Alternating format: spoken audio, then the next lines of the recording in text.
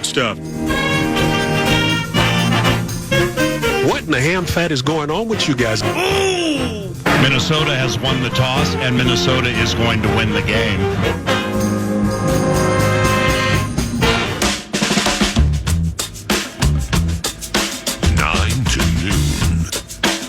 Welcome.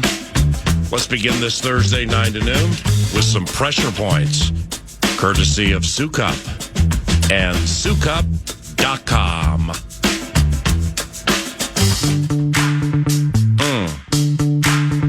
Pressure points.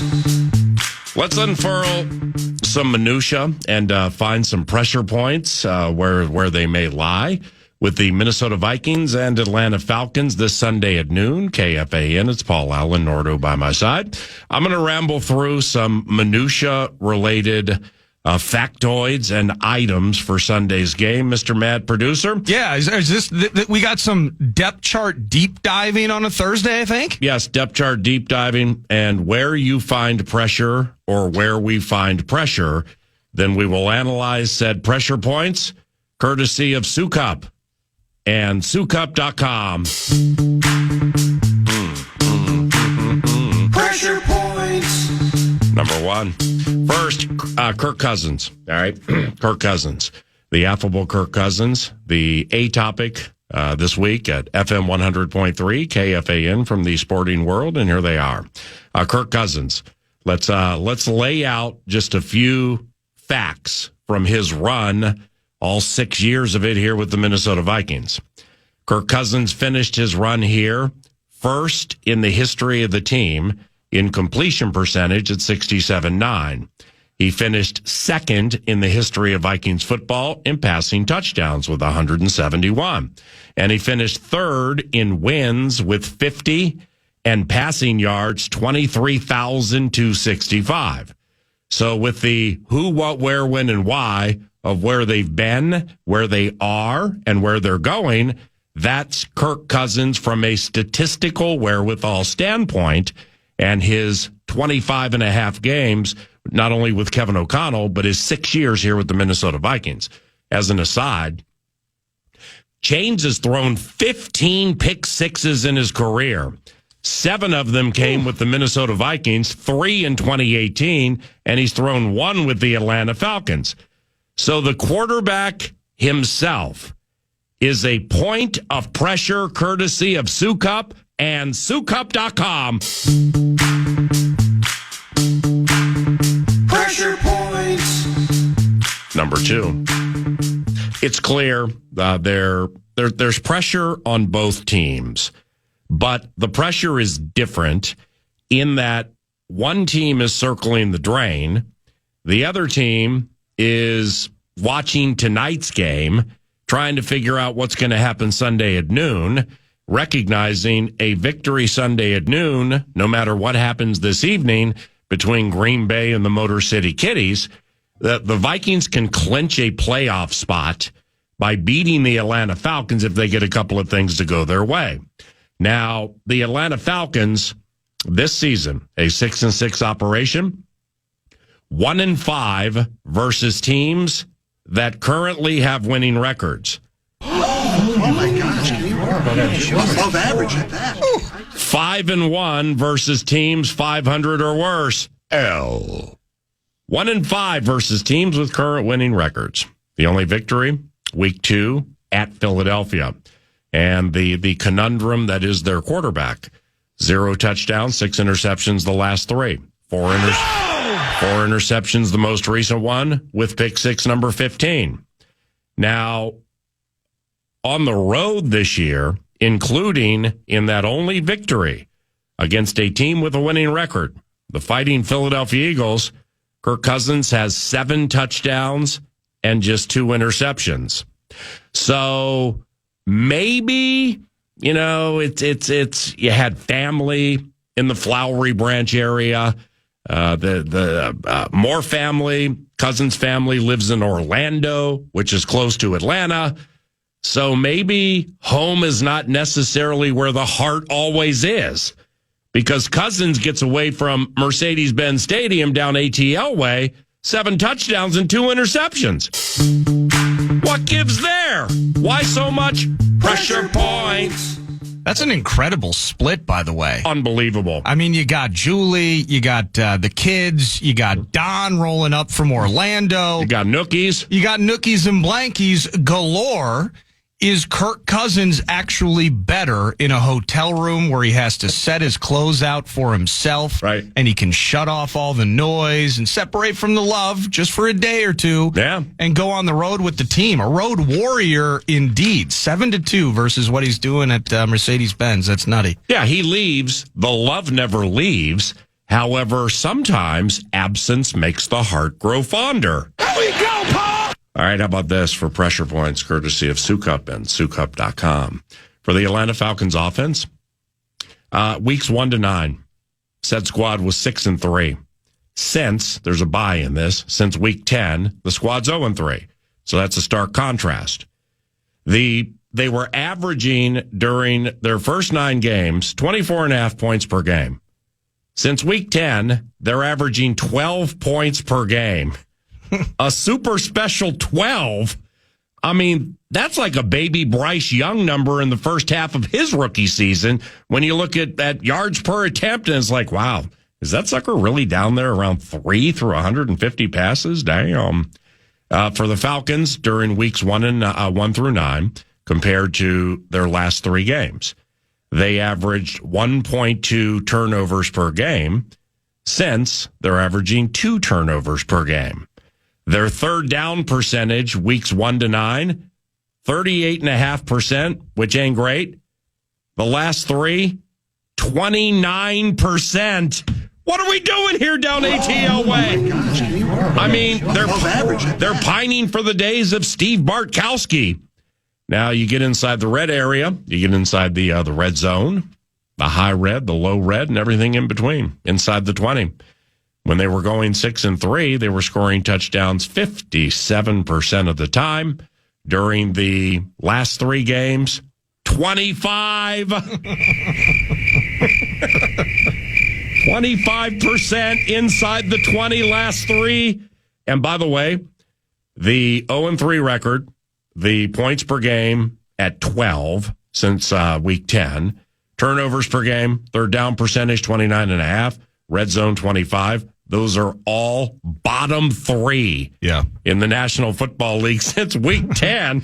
I mean, damn, we got some points of pressure coming out of us, don't we? Let me ask you this on that, by the way. Mm-hmm. You mentioned, and you nailed the split in terms of good times into this most recent stretch, no touchdowns, 6 interceptions. Mm-hmm. This individual, locally very well known. Mm-hmm. There's some bitterness. There's some angst. There's some axes to grind, grudges to be held. Boy, I was wondering about Chris Cook the other day, just was wondering like what his lot in life is. So anyway. Best of luck to him, wherever he may be.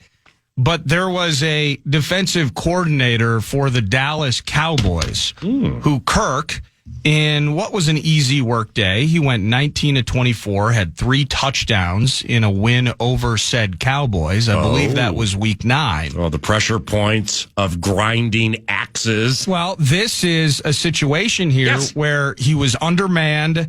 He's got half his defense injured.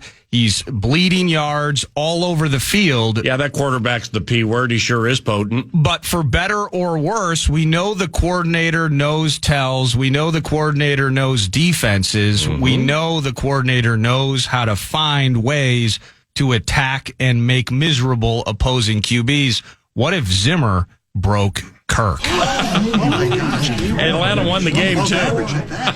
What if he broke Kirk? He put the template together. He put it on film and everybody's copying. Everybody's hurt. That's Kendricks brilliant. is missing tackles. Nobody's doing their job. The Diggs brother is trying to get a pick every time instead of playing his keys, which I know would drive Zimmer insane. So albeit even in a loss, is the curse of Zimmer so strong that the following 3 weeks that whoever replaced Dennis Allen was paying attention in the Bayou, into Peyton and Denver, and then most recently Derwin James doing what the I don't even know who's starting at safety for the Cowboys these days. What if Derwin James picked up what Zimmer could not execute a few weeks before? I think Zimmer broke Kirk Cousins. I think it's a brilliant way to look at it, and I can't deny it, specifically given we're talking about a quarterback in Kirk Cousins who has 15 gives. All right. I think he has 13 picks, most in the NFL, but 15 gives, also most in the NFL. And I bring this up because I brought it up with Kevin O'Connell on Tuesday, and he was nice enough to validate what I was saying, but then he talked a lot about fumbles and things like that. But Sam Darnold is tied for second with 14 giveaways, which is like the most bogus stat you're going to. Yeah. 2 of the fumbles weren't his fault. And why am I the only one bugged by that? That he takes the snap, he looks the right way, he tosses to Ty in London, he tosses to Aaron in Nashville, and because they can't haul it in, he takes 2 L's, and now courtesy of Sukup and Sukup.com, our quarterback supposedly is a point of pressure league-wide because of all these giveaways when really only has 12, not 14. Well, you know the head coach was annoyed by that, and I bet coaches across the league get annoyed if people like us, like we would just say, man, Darnold, it's a tough stretch. I mean, he's got those 14 giveaways, Paul. He's got all those issues with the turnovers, Paul. And Kevin O'Connell might hear that, or those coaches around the league when you talk to him Tuesday, Toys for Tots style. Pressure point. And you asked him about that and those 2 toss fumbles that are not his responsibility. Yeah. Does it bug you? Well, of course it bugs me. It bugs me. Absolutely. So he knows where the issues are with those. He ripped probably Ty Chandler mercilessly in private. He talked to Aaron Jones about the fumble and even just intentionally went back to that toss later. It's a stupid ass stat and it needs to change. But Kirk, do we know how many of Kirk's gives are tosses that weren't his fault? And really, Bijan Robinson is drawing the ire of that stat line in the same vein that a couple running backs are here. On the vocal maintenance day, I knew I forgot to do something. And that's watch all of Tyler Allgeier's runs, along with the jet sweeps they do with Ray McLeod. I always love that. And figure out how many times they couldn't hold the ball, and it was not an L of the Cousins variety. Pressure points. Sukup.com. Thank you, Sukup. What up? Sam Darnold has been sacked 36 times. That's 5th most in the NFL. All right, so that's L-ish. He was sacked 5 times most recent game against Arizona, season high. But here's the point. And here's the point of pressure, okay?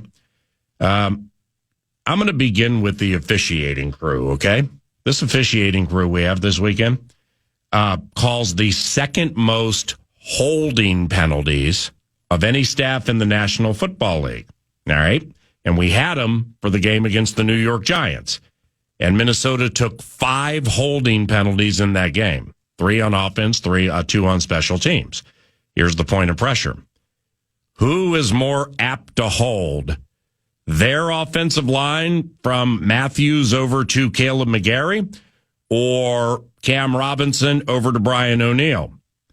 Atlanta's defense has 15 sacks this year, fewest in the NFL, and a quarterback pressure percentage of 20. They pressure the quarterback 27.3% of the time, second last in the NFL.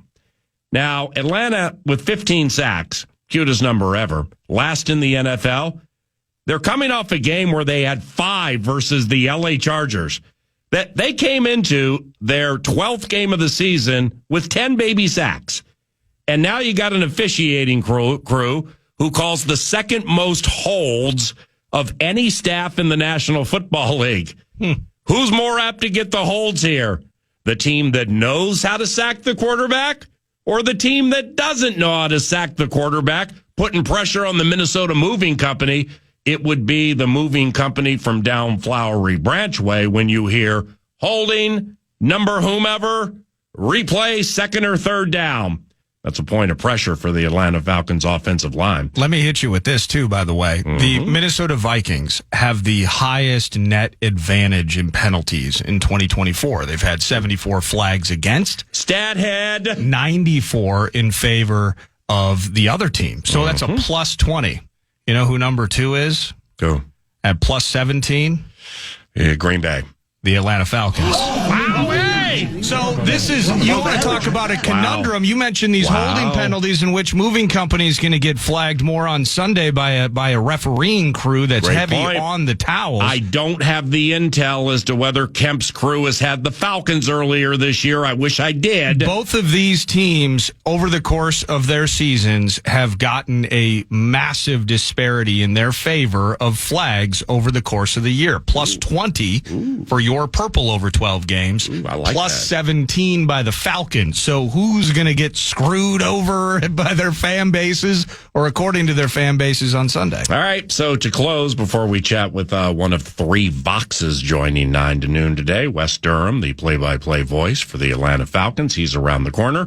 Finally, it's all about pressure here. It's all about those of the wound-up variety in this game. And there are going to be a lot. You're wound up. Calm down. Stop hyperventilating. How many will be of the wound-up variety in this one? Think about it. Cousins ain't trying to come here and get laughed at. Flores smells blood off Kirk's last 3. O'Connell wants to show whomever, look what I can do with my cast-off quarterback. And Sam, the man on the fan, ain't trying to let the guy who threw for 23,000 yards wearing the colors have a better game than him. If O'Connell is holding, Jefferson beats every coverage plays for the postseason, he'll be using a couple in this one. Meanwhile, as Kevin Seifert put it Monday or at Toys for Tots on KFAN, because I was listening, as Kevin Seifert put it, O'Connell's coaching cousin, Zach Robinson, runs the Atlanta offense. And he and Kevin won a Super Bowl together with the Rams. Zach manning multiple assistant coach posts, while Kevin was the offensive coordinator and Zach's boss. Oh my gosh, can you remember? Pressure points. Mentor Tyro mentor. Pressure points. I feel like Kevin O'Connell, who fell short in teacher Tyro moment number 1 of the season out in L.A. against McVay. I like our guy versus Robinson in this particular matchup, teacher versus Tyro. Flores like, here's to you, Zachary Robinson. And finally, in coaching with the Rams, Kevin O'Connell and Falcons head coach Raheem Morris. They won a Super Bowl together. Kevin was the offensive coordinator. Raheem Morris was the defensive coordinator. And Kevin wants it to be like, worked your defense when we were out there and did it again today. Yes! I mean, I'm telling you, there are hidden pressure points all up and down this thing. The atmosphere is going to be fantastic. And what else is going to be fantastic is tonight's football game where I think the Green Bay Packers beat the Detroit Lions. Courtesy of TimberTech and TimberTech.com. We'll be chatting that one out. And we're going to have Voxes from both teams tonight. Wayne Larrivee, the Dagger. We have the Dagger today, game day, 30 minutes from now. Dan Miller, the play-by-play voice for the Detroit Lions, joins at 11 a.m. And Falcons play-by-play voice Wes Durham is around the corner. That's all courtesy of TimberTech and TimberTech.com. And I'm Paul Allen. Nordo produces. We're all here together at FM 100.3 KFAN. Good morning.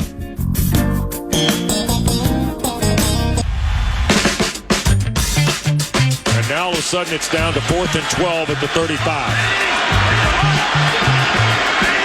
3 to the right, 1 to the left. Snap. Chargers bring 4.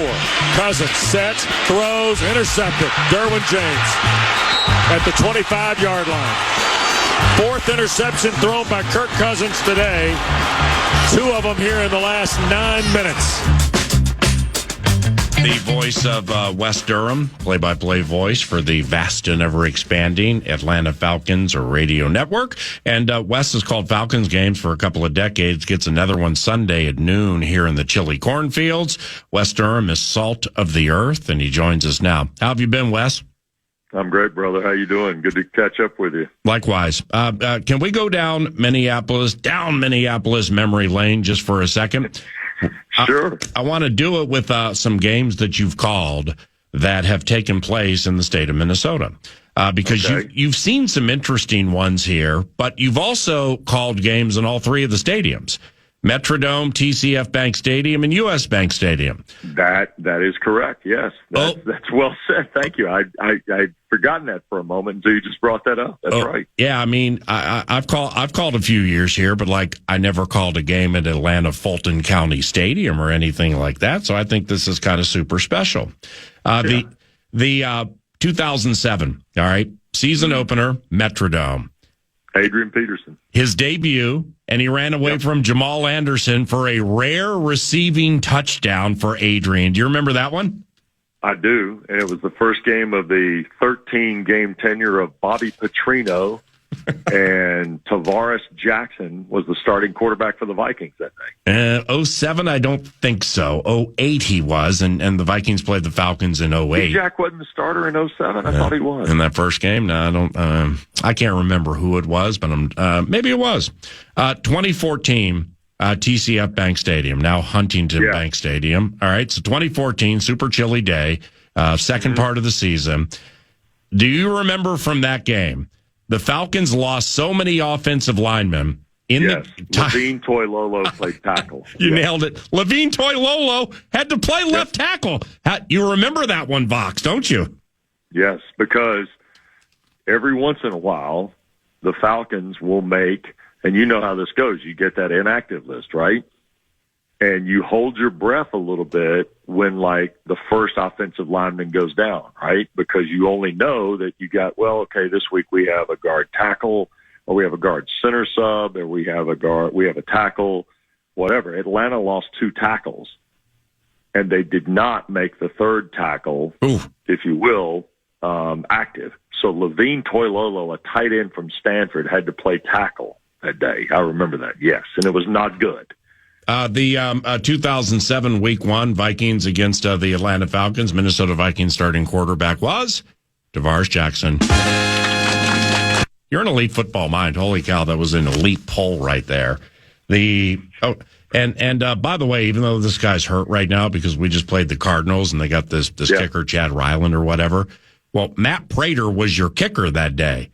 I mean, holy cow, has Matt Prater been around a long time? What a bionic leg he has, right?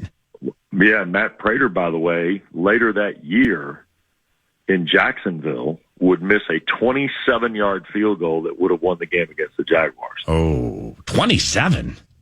Yeah. Damn. And the guy kicked one from like 68 or whatever. I mean, we're kicking him now from 68. I remember him kicking like 61, 62 a couple of years ago. Mm-hmm. You know, I mean, so... Yeah, it's Matt Prater missed like a 27-yarder against the Jaguars that year. Assuming you weren't here in 2020 for the Birds bashing of the Vikings with the no, I wasn't. Yeah, the Hayden Hurst or some tight end got a gotcha play on us on the other side of the field. It was ridiculous. That was also Raheem Morris's first game as the interim coach. Right. After they fired Dan Quinn. Right. And there were no fans in the building. Calling the game, calling fanless games was awful. Because, like, when the Falcons that day started to pull away from the Vikings and they were making massive plays, you could hear the hooting and hollering from the Falcons sideline at how excited they were, for Raheem Morris, and who was the guy who left, Dan Quinn? Dan Quinn and Thomas Dimitroff. Yeah. Both. And they were just so happy those guys were gone. and they're winning a game. Nobody's there to see it. It's kind of like a Bigfoot sighting. But they were so happy for Raheem that day, and you could hear it permeate all throughout the building because there were no fans. But in 2019, you were here at U.S. Bank Stadium, and the Vikings beat Atlanta. And for the Vikings, Kirk Cousins threw for 1, and he ran for 1. So we'll begin with the low-hanging fruit. What in the heck has happened the last 3 compared to the previous 4, not only for him, but for the offense, and good morning? Yeah, I think a couple things. One, it's certainly been frustrating that when opportunities to score touchdowns have presented themselves, they haven't. They've kicked field goals, and Younghoe Koo's had some struggles here as of late, so that's not been great.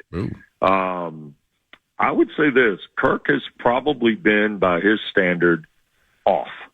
A lot of people want to go back to the Achilles and the rehab of the Achilles and things like that, Paul, and I'm not there. I'm just, look, other teams line up and other teams make plays too. Sometimes even the best quarterback or the most efficient quarterback, of which Kirk is when he's on his game, can have bad days. You know, there have also been some drops. There have been things like that. So on the whole, he's not had a great stretch as of late.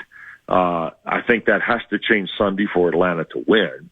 I think it's going to be somewhat emotional for he and his family because they think so much of the Twin Cities and certainly the Minneapolis area and the Viking organization.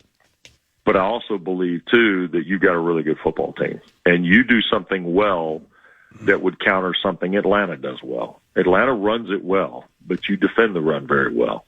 I think your third down number is really good. Your red zone stuff is solid. It's going to take one of Atlanta's best efforts to win the game on Sunday. And I think Kevin deserves a tremendous amount of credit for the way he's built this football team because, you know, to be 10-2 at this juncture in the season and kind of have the wins you do speaks of not just, you know, you lost J.J. McCarthy and Sam Darnold's had a rebirth in Minnesota. Aaron Jones has come there and been effective. You got guys making plays on both sides of the ball. I think Kirk Cousins knows just simply from the association that he's going to have to play very, very well, and Atlanta's going to have to play very, very well in order to have a chance to win. Wes Durham, 2-decade play-by-play voice of the Atlanta Falcons, 9 to noon. It's 9:30. Good morning. And off that, about playing well, you know, where there are just some anomalies here. I mean, we have some conundrums like, okay, Cousins, 0 touchdowns, 6 picks the last 3. Everybody knows that. But Drake London and Darnell Mooney are on career highs in touchdowns. And Kyle Pitts, the tight end, is close to that. I think he has 3 and 1 more gets him a career high. Bijan Robinson has 8 total touchdowns. I mean, and the offensive line from Matthews over to McGarry with Lindstrom, who I've always liked. I mean, that seems to be pretty solid. It's so like what's needed to flip a switch and get this talent to click cohesively? Well, I think they've got to get back to feeling pretty good about themselves, and that you and I both know that at this level that happens in one way and one way only, and that's to win the game, right? But I think you've also got to complete some plays. You got to get some big plays going. The big play has not been really kind of in the wheelhouse. Now, last week they kind of had a busted play where they went down and got into red zone position and were able to get a touchdown after it. But on the whole, Atlanta's not had a lot of vertical big shots as a team, and they haven't had any in recent weeks. So I think some of that's got to change. I think the second thing that has to happen is the defense has got to continue to play well. I mean, you can look at last week's stats. They basically held the Chargers under 200 yards, but they turned the ball over a ton.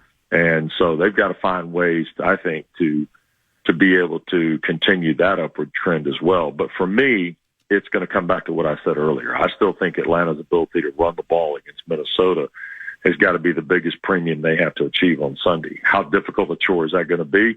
I think it's going to be difficult, but I also think, too, that Atlanta's one of those chip type teams and then hope they get the crack in the wall. They're not one of those teams that just tries to blast off on 2 or 3 plays and then bails on it. So I think the X and O stuff, the balance stuff, is going to be really interesting on Sunday for me. And the Vikings are off a game where they gave up 154 rushing yards to the Arizona Cardinals. And James Conner and Bijan Robinson are different backs. You know, one's more bruising and physical than the other, but they both can catch, and that could be daunting. Now, for Atlanta's defense, is Grady Jarrett right at the end, or is he still a game wrecker? This year would say right at the end. However, early in the season, he was really, really good. And I think he was affecting games. He really affected the opener against Pittsburgh and kept Atlanta kind of in it and within arm's reach of it on a day where the offense, you know, just really was fighting itself as much as they were fighting the talented Pittsburgh defense that you and I both know they have.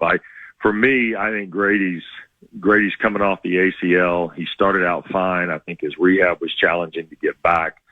He felt really, really good when the year started. I would be curious to know where he thinks he is right now in terms of, you know, where's his fuel level, if you will. And I thought the bye week was going to help some of that. It may have helped the defensive side more than the offensive side, obviously. But now that we get down into these last, 6 games, 5 games, if you will, Paul, they're all going to be critical for Atlanta. I mean, the shine you had 3 weeks ago or 4 weeks ago before you lost 3 straight, now means that you're going to play high intensity the rest of the way, no matter whether it's in conference or we only got one division game left. But I really do believe Grady is probably one of these guys that, needs to also ramp it up here down the stretch. But there have been times this year I felt like he was closer to 100%. There are other times where you're like, you didn't call his name today, And you and I both know when you don't call somebody's name during a game, they either better be really impactful in a collaborative way to help their teammates have big games, right, or else they didn't do very much. All right, so defensively, when things are humming with the Atlanta Falcons defense, what's the identity or what's the identity Raheem Morris wants as he begins to put his personnel together? Well, it doesn't take Lombardi to know that they don't have a lot of sacks, and they had 4 or 5 of them last week, okay? So they probably feel pretty good about where the pass rush was, but Justin Herbert holds the ball for an hour every time they snap it to him. So it's not surprising Atlanta got some sacks. Yeah. Can they get around Sam Darnold? Can they take him off platform in the rush game? That would be the first thing I would look for. The thing Viking fans are going to see on Sunday is Atlanta doesn't press cover very much. They are an off team in terms of their coverages. I mean, good heavens, with the guys you've got, what will that do? What will that look like? I mean, and I'm not just talking about, Jefferson and Jordan Addison, who I did several of his games when he was at Pitt in college, and I think he's terrific. But what's it going to do to the other guys? I mean, Aaron Jones can catch the ball out of the backfield. You got a boatload of tight ends. I mean, what does that look like on Sunday?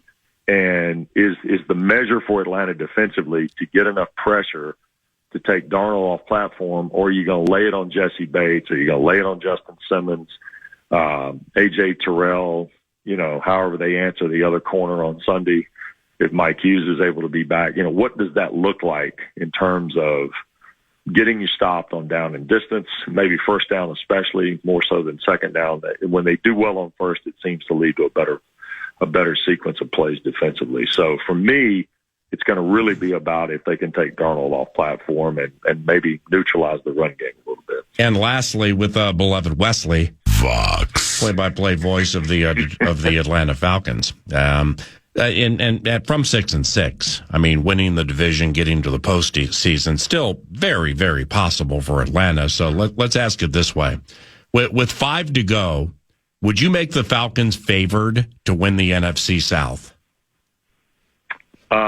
Yes, I would. Why? Yes.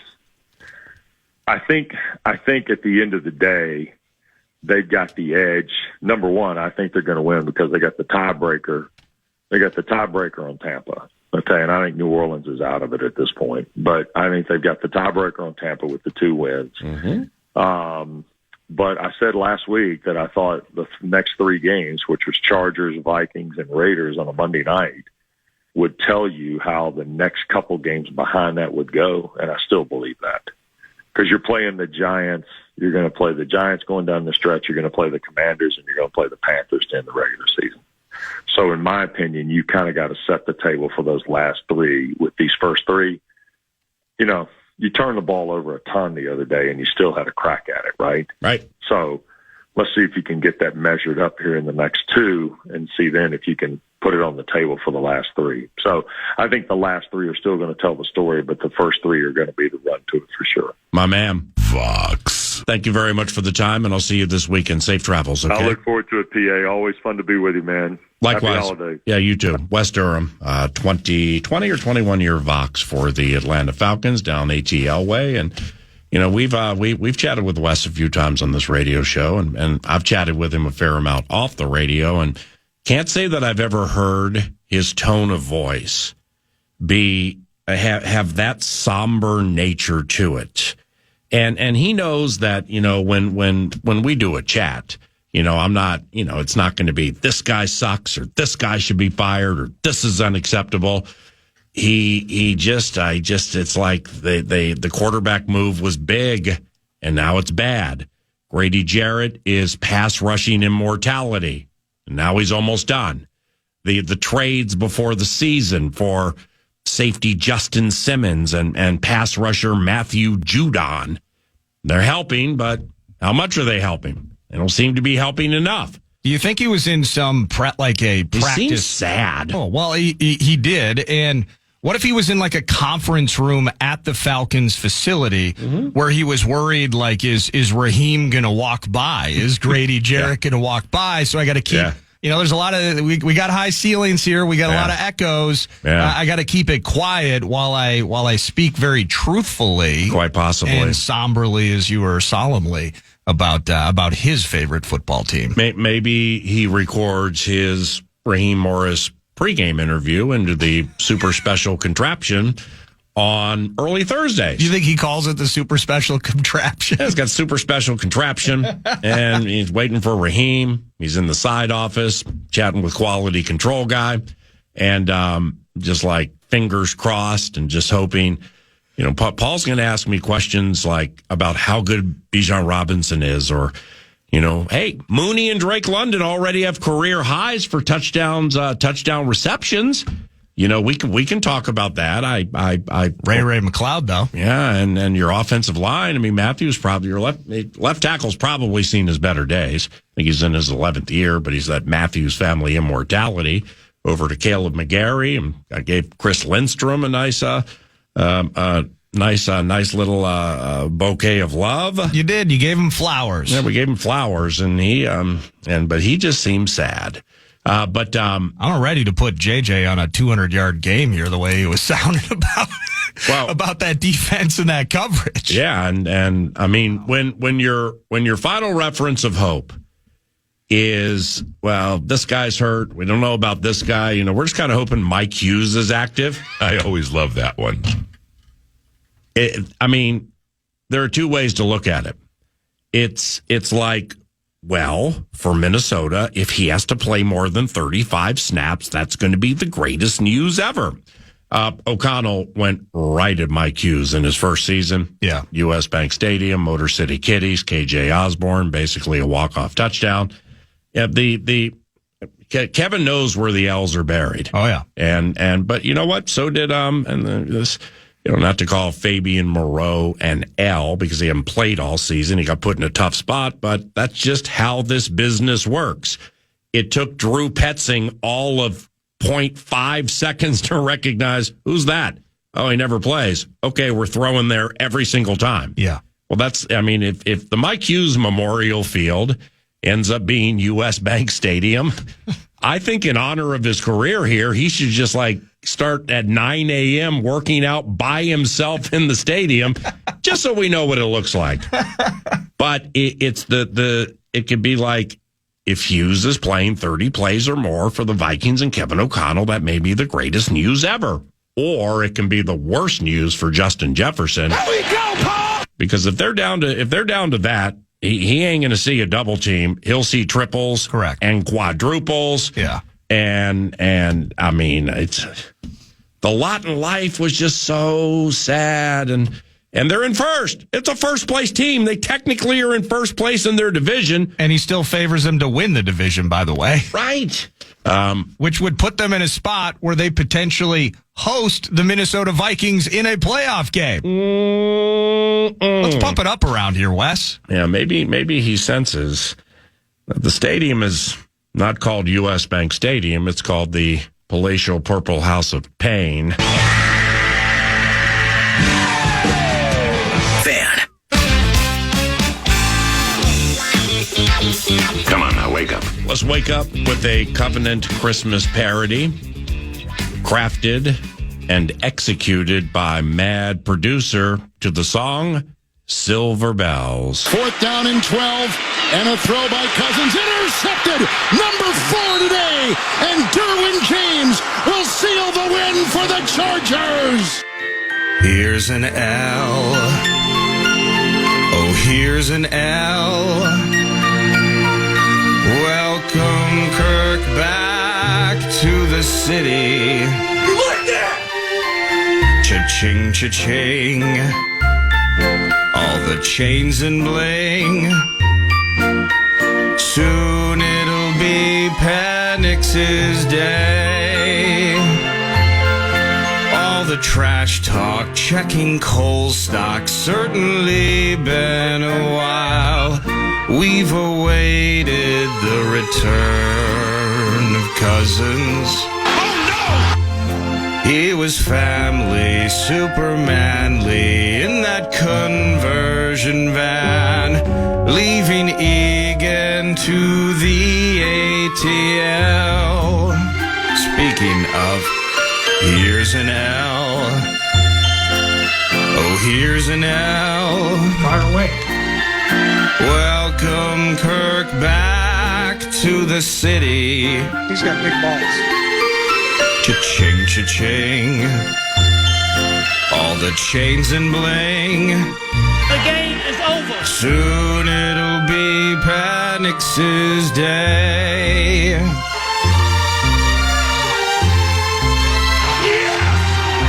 It's a street fight, need a nightlight. Kirko feeling his spleen as Van Ginkel and Grenard, they flourish.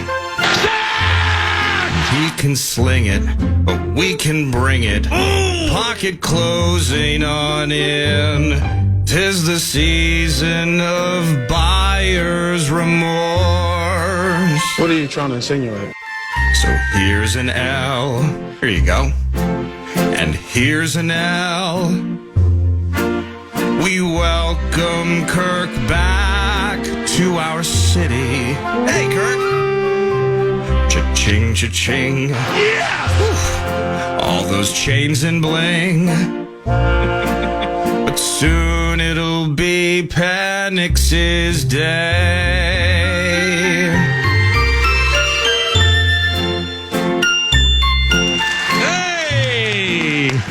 Here's an L. Yeah. Oh, that was good. Who's going to take that L tonight on a Thursday night football between a couple of division rivals? It's the Green Bay Football Packers hoping to not get swept by the Motor City Kitties. They meet for the first time in a month where Detroit jumped the Green Bay Packers, got a big lead. Packers came charging, couldn't get to the wire first. And since that game at Lambeau Field, neither team has lost a football game. They meet tonight at 7:15. Loving the shotgun to the setback. Josh Jacobs to his right. Snap, give, fake to Jacobs. Quick toss, Reed left side, breaks, tackles down, 5, end zone, touchdown. Jaden Reed, his second touchdown of the night.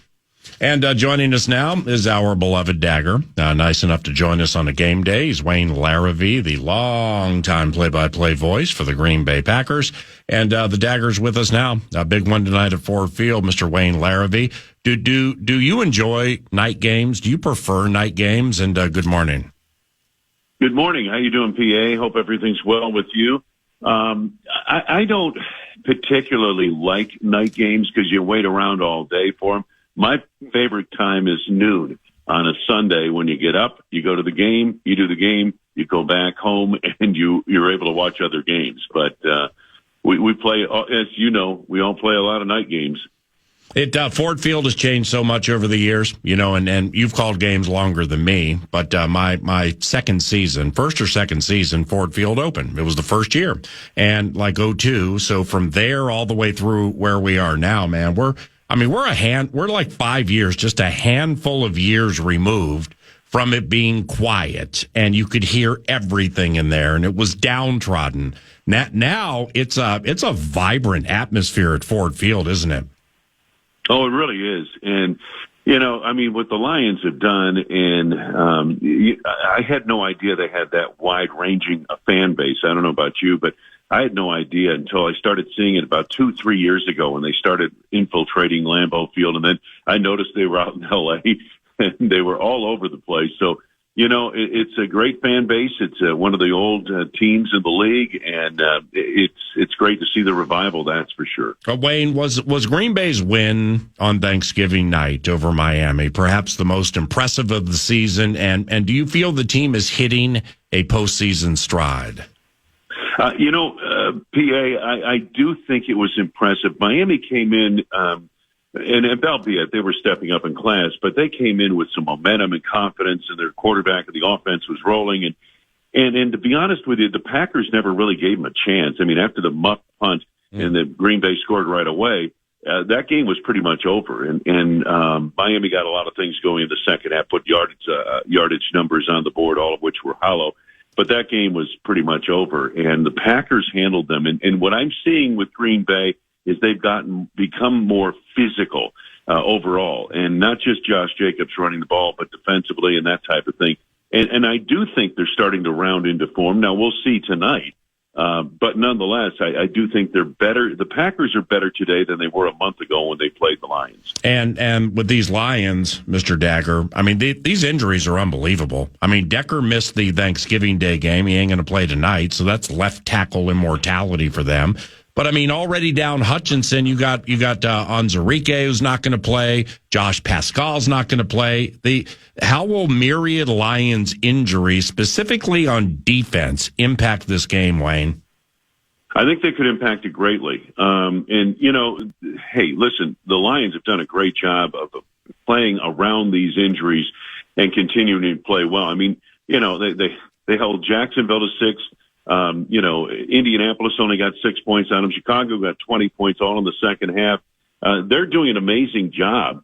And I saw this, Green Bay had a similar situation in 2010 where they lost 16 guys on the IR list and still were able to pull it together and win a Super Bowl. But boy, this is the epidemic on defense, I think, is going to take a toll.